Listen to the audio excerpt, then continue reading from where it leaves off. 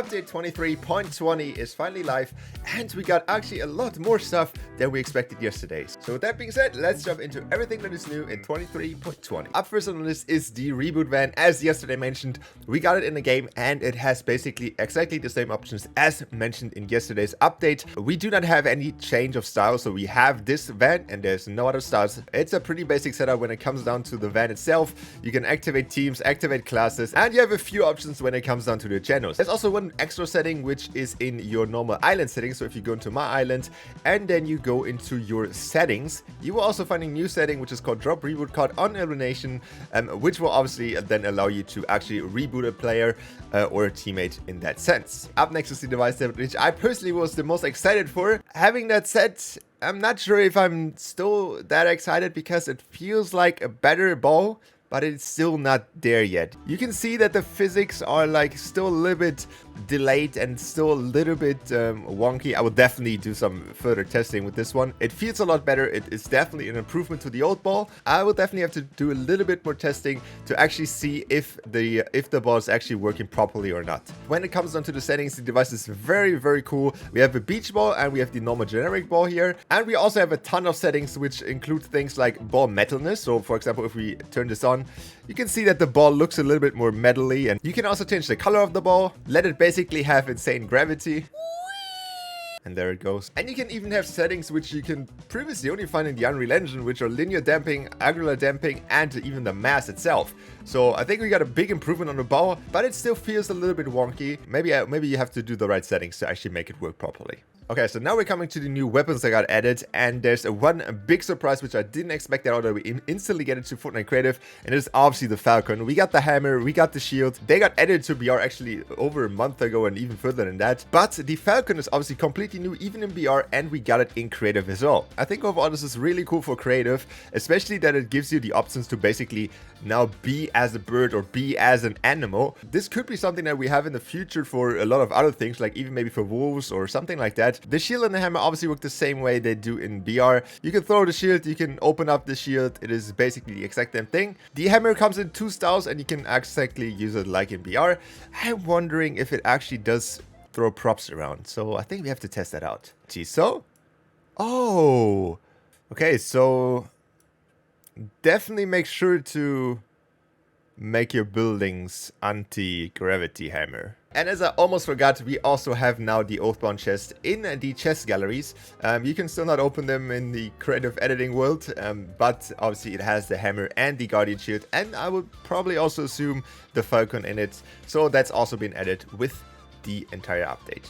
The Mutator Zone also has one new setting which now allows people, or allows you to customize if you should allow people to jump or not.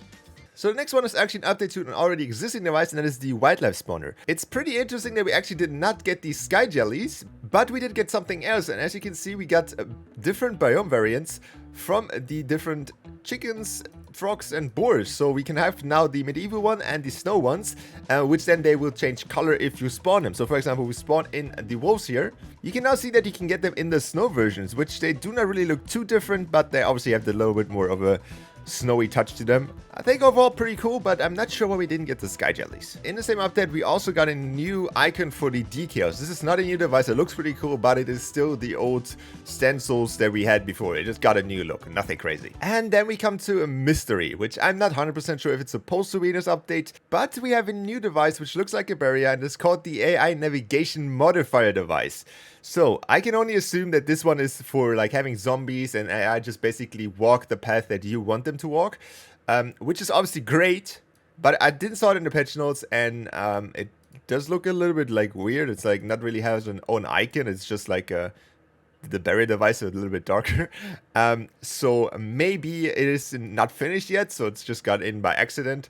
It does look really cool. You have modifications type, you can avoid, block, you can have the different zones. It does look like a normal barrier, and I'm not 100% sure. I wouldn't count on this one. I wouldn't put it into the maps yet. It's not in the patch notes, so make sure that if you like want to use it, then don't expect it to actually stay in the game. Alright, there's one last thing which is really, really cool and something that is kind of unique that we haven't really seen before, and that is post-game animations for the victory screens. However, you cannot use them right now in the converted island. So you can go into island settings and convert an island. This one is already converted to devices 2.0.